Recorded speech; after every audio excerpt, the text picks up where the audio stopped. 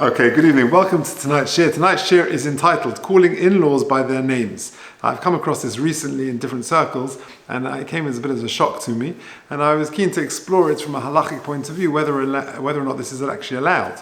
Why are we waiting for this week to discuss it? Because this week's Parshas Yisro, I think has two good connections. Number one, of course, you've got the Aseres HaDibros, Kabed es avicha v'semecha, number one, and therefore we'll see that honouring in-laws is connected to that. And second of all, we have Parsha of Yisro and his relationship with Moshe Rabbeinu. The pasuk says, "Vayetze Moshe likras choisnei, vayishtachu vayishaklei."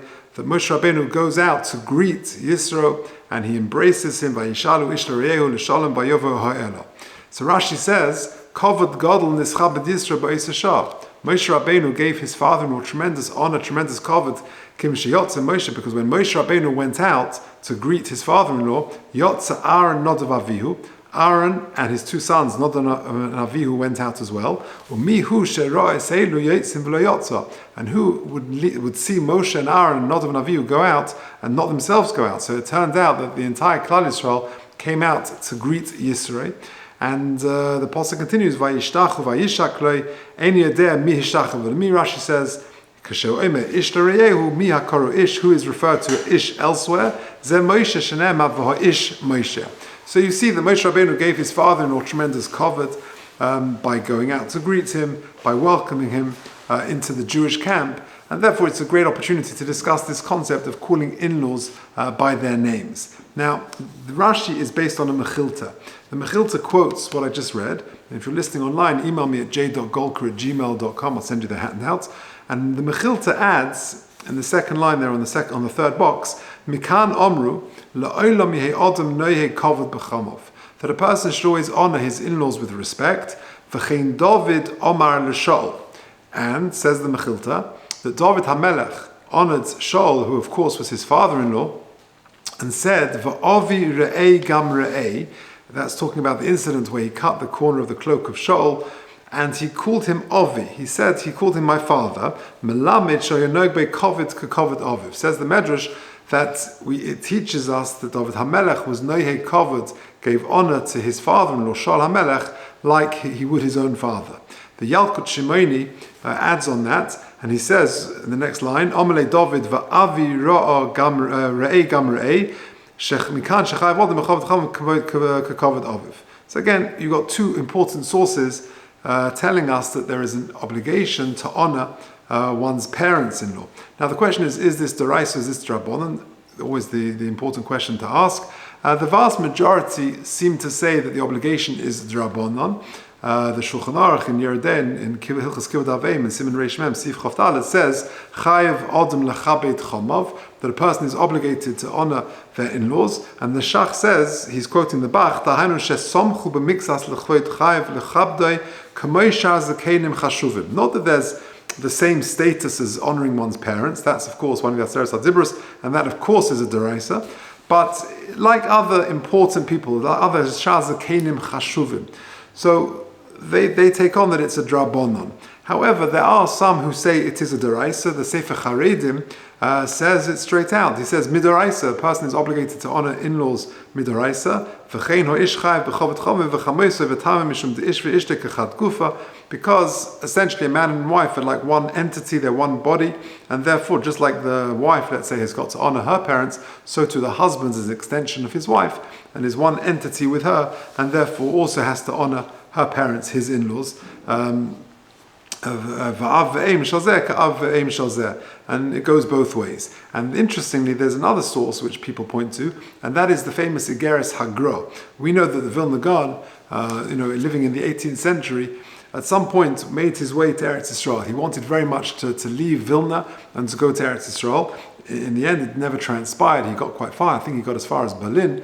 But he said, cryptically, he said, Min hashamayim ikvuni, that he wasn't allowed to go any further, whatever the reasons were, and he went back. But when he left with the full intention to leave to go to Eretz Yisrael, he left his wife and children and his mother, and that was it. He thought that he was leaving them forever. And he wrote a famous letter. Now, in that letter, Igeres Hagra, That's in the penultimate box. He says, "V'gambosi levakesh leishti," and he was sort of imploring on his wife, "Shetechabe des imi," that she should honor the Vilna Gaon's mother, i.e., his wife's mother-in-law, Kamesha Kosov bat Torah, he says. So you see that the Vilna Gaon suggests that it actually is a deraisa. Okay, but either way, the vast majority seem to say it's a drabanan, but there are some who seemingly say it's a deraisa. Now, there's a tshuva of the Yechavadas. If you look at the bottom box, this is Rabbi Vadi in Chelik Vav Siman Nun Aleph. He says the following: Besikum, Chayev Adam lechabed es chomav bekim v'hidu. A person is obligated to honor parents-in-law by standing up and just giving them covered, when they come within dalad amas, as one would any other older person or honorable person comes within a close proximity of you. Dalad amas, you should stand. But it's not the same as the classic kibud aveim. That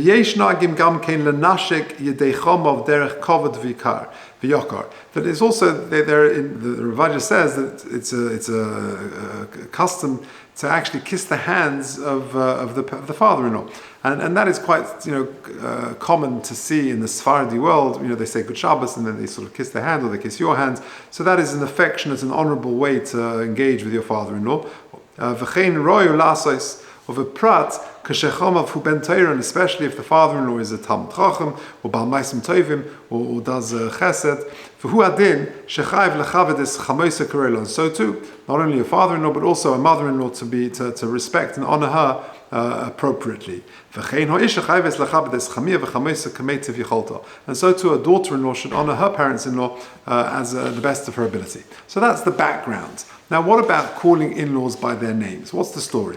So let's start with Kibud Av'eim. What about calling one's own parents by their first name?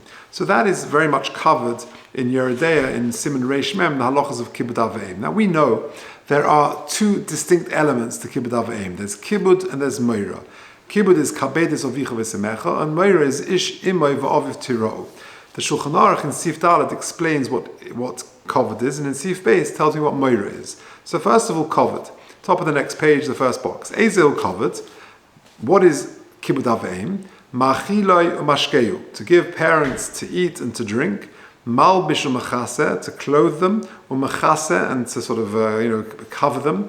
Machnis u'meitzi, to bring them and to take them out. Then lo b'seif upon him yofas. So to do all of these things, to feed parents, to clothe them, to help with the transport, for most the students that I'm teaching, it's basically the things the parents are doing for them. But really, as parents get older, that sometimes the roles are reversed, and therefore it's going to be the other way around. And that's classic Kibud Av'eim. But importantly, it says to do so with a friendly demeanor, with a happy face. Even if he gives parents very fancy food, stuffed meat, but does it with an angry face, he will be punished for that.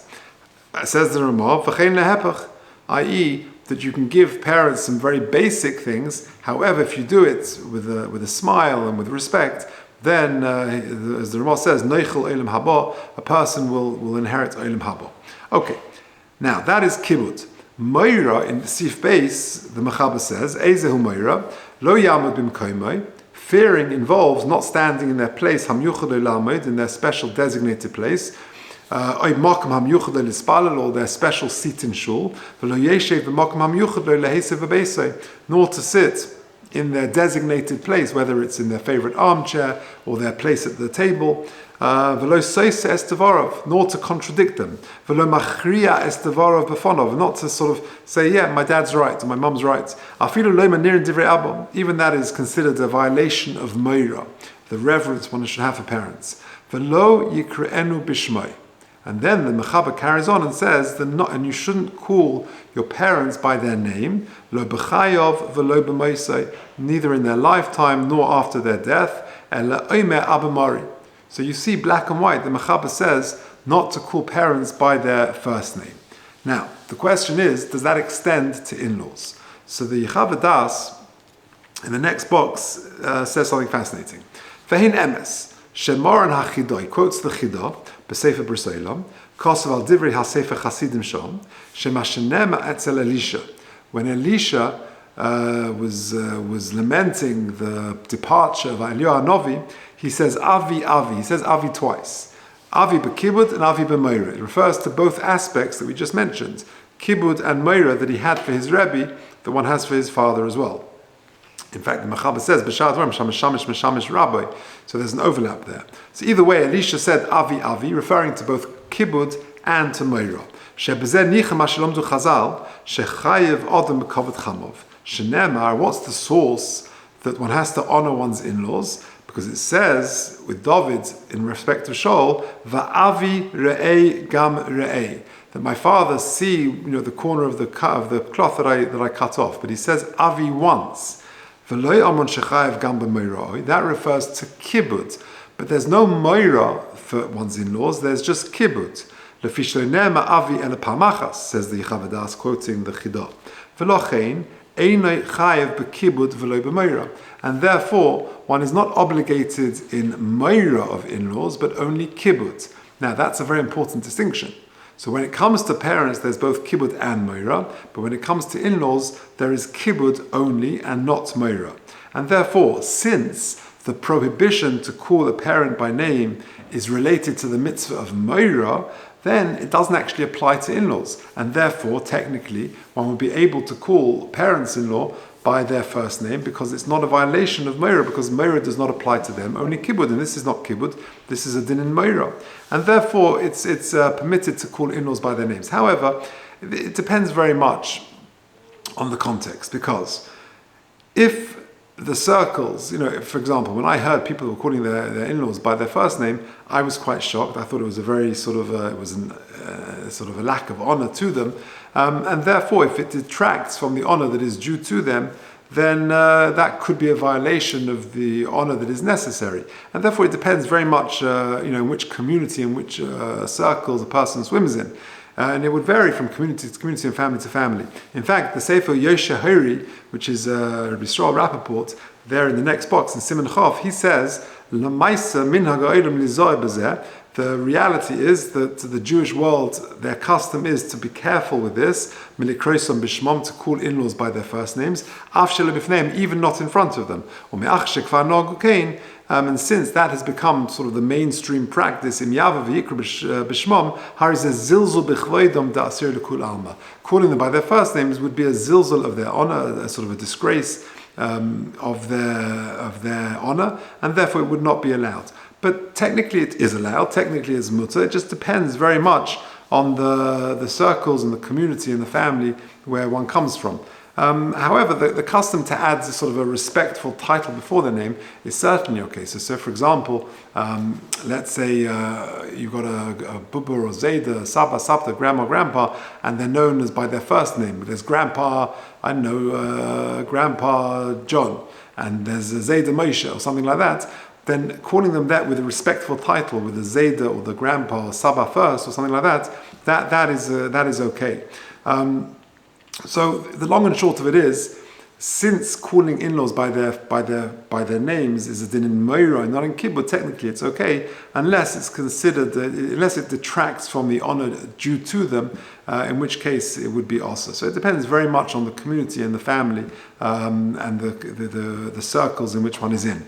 I just want to add an interesting footnote related to this. Chazal seem to say that the relationship between a mother-in-law and a daughter-in-law can be a little bit tense, a little bit stressful. But I came across a very beautiful comment of the Yavitz, Yaakov Emden, in his Shailas and Shuvas, in the Shelas Yavitz, in the Chelik Aleph Siman Lamed Beis. Let's just look at the bottom box. He says, "V'gam sinas ha'chamoso lekaloso." Sometimes the animosity, the difficult relationship between a mother-in-law and a daughter-in-law, even though it might be quite common, and you do see Chazal refer to it, Chazal only refer to that difficult relationship when the mother-in-law and daughter-in-law are living in the same house. The margalon katata, they're sort of in each other's faces and each other's way the whole time, and therefore it can sort of cause a bit of stress. Every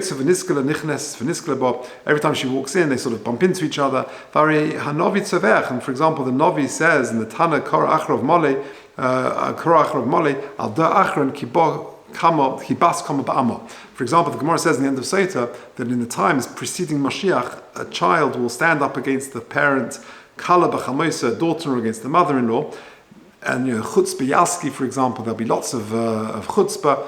But the point is, says the Yavitz, that's dafka abnormal. Bichlal she'udava hayotzim me'aminuk hativi. That's not the norm. The norm should be that there should be a very happy relationship. But on the contrary, the default situation is, the normal hopeful situation is that there should be a very good, strong, happy, warm relationship between the two. And therefore, when Chazal do refer to some tension in the relationship, they're referring to a specific situation when the mother-in-law, daughter-in-law are living in the same house for long periods of time, and that can cause some difficulty or tension. But otherwise, on the contrary, Masha'enkein benifrodos, when they're not living in the same, daladamas, Karav hadava sheyavu ze'ezel lefiatev. On the contrary, it should be a very warm and happy relationship.